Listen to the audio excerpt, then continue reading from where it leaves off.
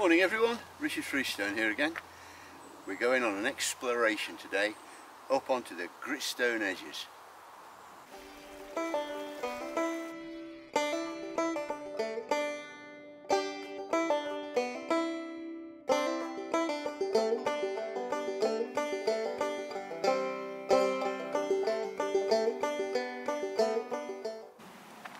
So what do I mean by the edges? Well, in the Peak District National Park, running up the eastern side, is a Gritstone escarpment. It's not continuous, it's broken, and each little part of the edge has got a different name. And we're going to start at Birchan's Edge in the south, and we're going to finish on Stanage Edge in the north. Now it's quite a long exploration, it's not a circular walk as we've done in the past, so I'm going to do it in 2 or 3 different sections. We're going to need a couple of maps, the old White Peak map which we've used before, and then the Peak District Tourist map, 1 inch to the mile scale. Okay, that's for the ones higher up. So let's have a look at these and sort out our route. So here's the start, Birchan's Edge, just here. We're going to leave the car in this car park at the next door to the Robin Hood pub. This is the Baslow to Chesterfield road, by the way. So we'll walk up the footpath, over Birchan's Edge, round here, down by that wall to Gardham's Edge, and then we'll take the footpath down to the Sheffield Road, cross it, and the next footpath there up onto Baslow Edge, and then we'll walk over Baslow Edge to Kerber Gap, just here, cross the road, over Kerber Edge, and to Froggatt Edge. And that's where we'll finish for today. So let's crack on.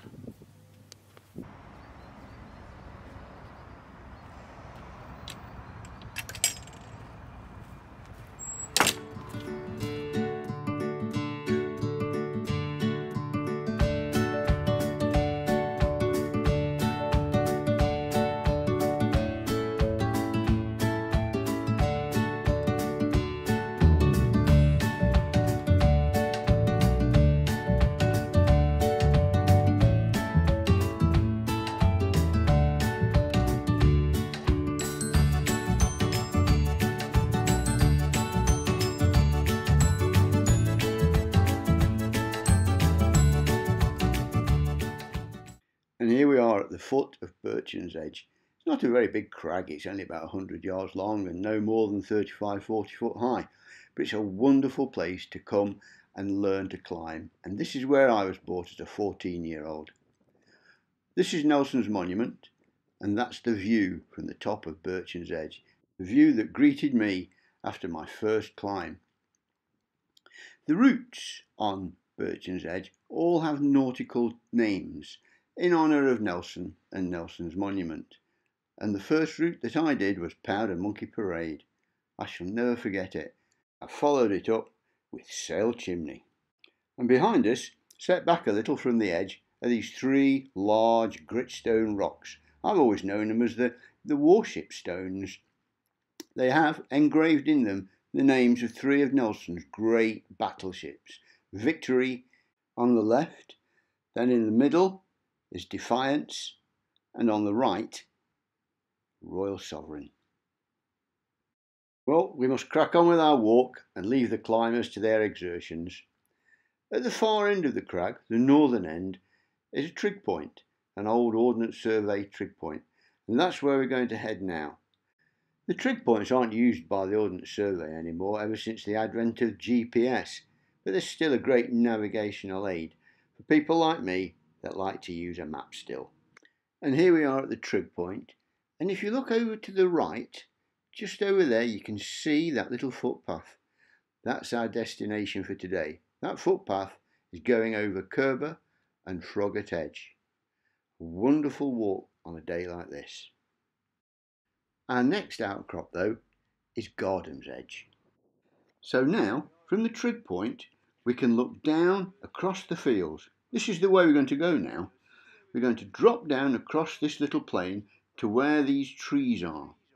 Just the other side of those trees is Gardham's Edge. Now a friend has told me that just this side of Gardham's Edge is a large slab of rock with some medieval or ancient rock carvings. He described it as rock art. Now, I've never seen it, I've never even heard of it before, but I think we should go and see if we could find it. Now, I've been struggling to find this rock art, but I've just bumped into someone who says he knows where it is. What we've got to do is cross over this stile here and follow the wall back away that we've come to where it branches off to the left. And then if we follow that for a little way, we should find it. Let's go and have a look. Now, I've been thrashing around in this bracken for ages and I really didn't think I was going to find it at all. So I climbed up onto a boulder, gave me a little bit of vantage, and I saw this clearing, and blow me down, there it was. This wonderful slab of Derbyshire gritstone with these amazing carvings. Well, there it is, a very good example of what are called cups and rings, I think. I don't know what they're for, I don't know what they represent. If any of you out there do know, I'd really be grateful if you could let me know. But anyway, there it is. But I've got a little surprise for you.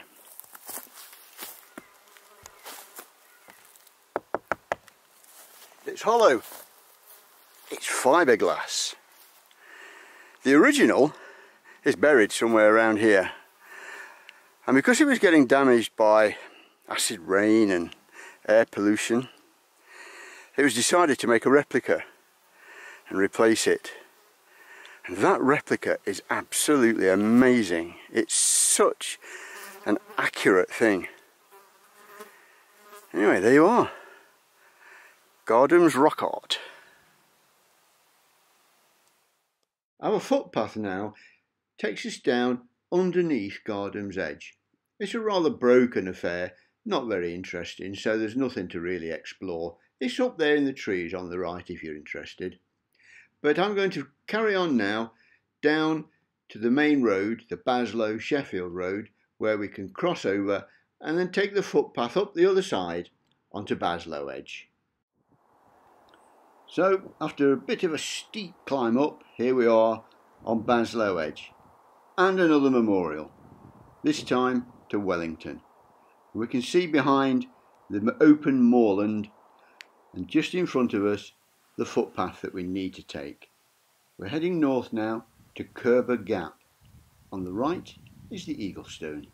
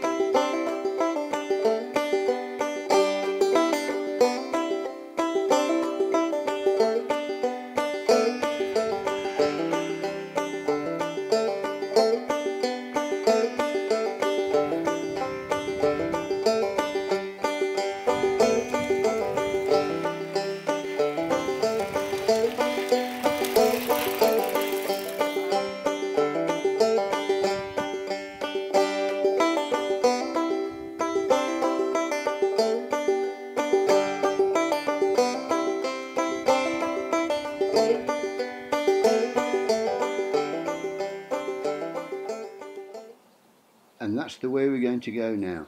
That's Kerber Edge over there, and we're on Baslow Edge still, so we just need to cross that little road there at Kerber Gap and head on over Kerber towards Froggatt Edge.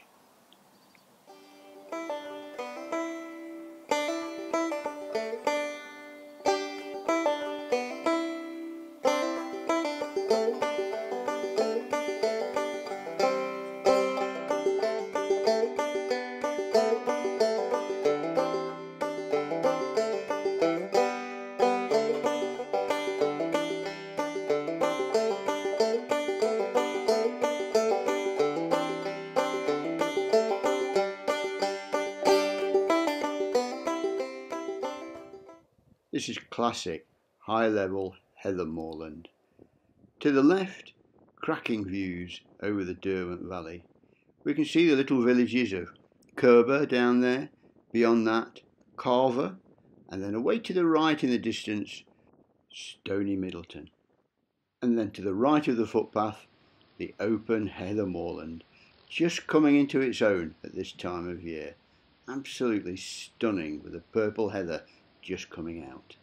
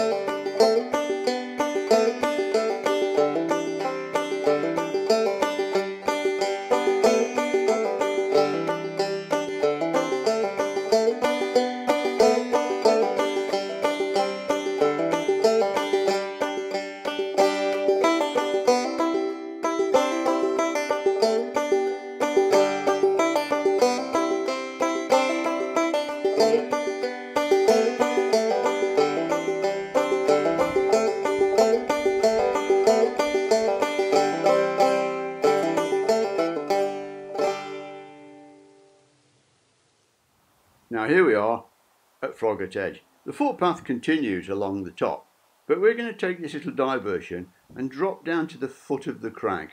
There's a few things I want to show you down there. Now remember, this rock is called Millstone Grit, and that's because in a none too distant past, these edges were quarried to make millstones. And there, in the foot of the frame, look, is a millstone. Here, there are 3 millstones just lying around. Why is that? Well, I'm going to go to that in more detail when we get to our next location. So for now, let's just wander back along the edge, back up onto the footpath and continue on our way.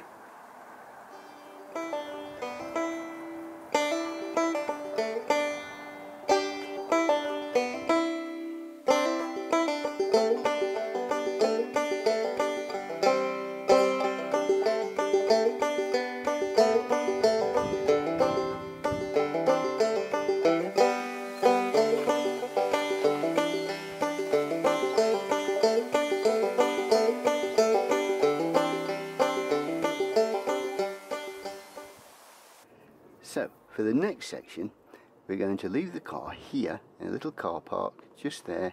It's called Surprise View Car Park. This is the Sheffield to Hathersage Road. And the Surprise View is just there. I'll show it to you in a moment. So from there, we'll just follow a footpath into Lawrencefield. Rather gorgeous old quarry. And then we'll cross the road into Millstone Edge. From there, we're then going to do a circumnavigation of the Burbage Valley, taking in On Higger Tor, the rocks, cracking views. That's a wonderful place. And then from there on to our finish on Stanage Edge. This is the longest edge in Derbyshire. It's about 4 miles long, I think, altogether. But there's something really interesting to show you right at the very end. And this is Lawrencefield, a lovely, quiet, secluded little spot now, but at one time a very busy quarry producing millstones. When the demand dried up and the quarry was abandoned, nature reclaimed it. And these gnarled and twisted silver birch trees have been able to re-establish themselves in the footbed of the old quarry, creating a rather magical atmosphere, I think.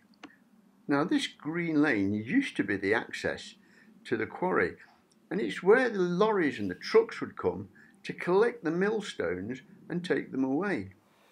But the industry died so suddenly, almost overnight, that the last production of millstones is still there, all in a line, still waiting to be picked up.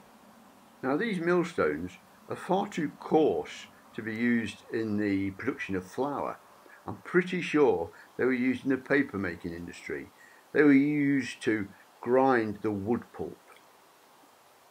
And as an example of how quickly this industry died, here is a half-finished millstone left by the mason at the end of his shift, never to be finished. Now we're going over to millstone edge, which just means crossing the road. And as we do so, this vista in front of us is the surprise view that I mentioned earlier. And millstone edge, of course, is another old quarry that has become very popular with climbers due to all the cracks and damage left by the quarrying process. In fact, here you can see all those holes drilled by the quarrymen ready for the explosive charge that never came. Here we are at the end of Millstone Edge, looking north as the sun and the clouds waft over the landscape. We can see Stanage Edge, which is our ultimate destination. We're now going to do a circumnavigation of the Burbage Valley. Walking up the valley, we look to the left, we can see two outcrops. The nearer one is Carl Walk, the further one Higger Tor. We'll be up there soon. But on the right is the crag itself, and as we're only about 5 or 6 miles from Sheffield, it's a very popular place for schools and outdoor pursuit centres to bring children for a day out on the crag, or for the more experienced crag rat to take an afternoon off work and come out for a nice bouldering session. Here and there you can find evidence of its industrial past.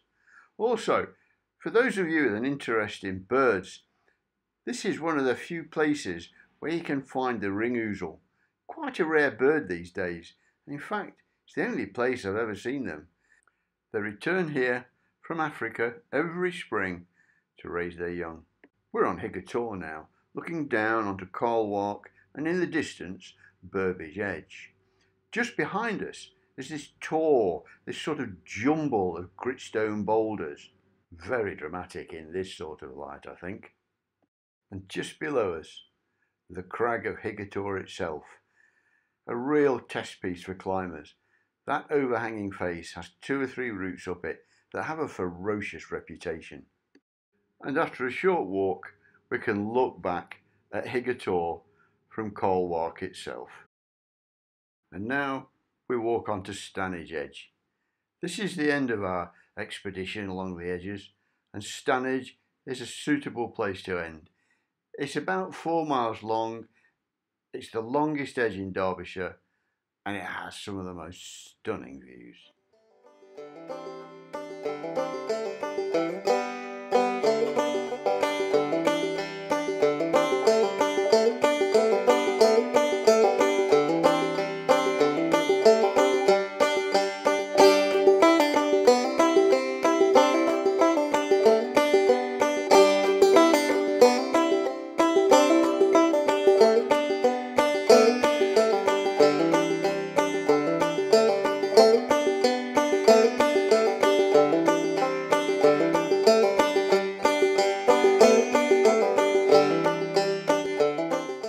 Now before you leave, it might be worth taking the footpath down and having a look at North Lees Hall. This is it here.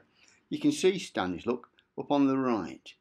Now, for those of you with an interest in literature, in 1845 a certain Charlotte Bronte came to stay here. In fact, she came to stay quite often.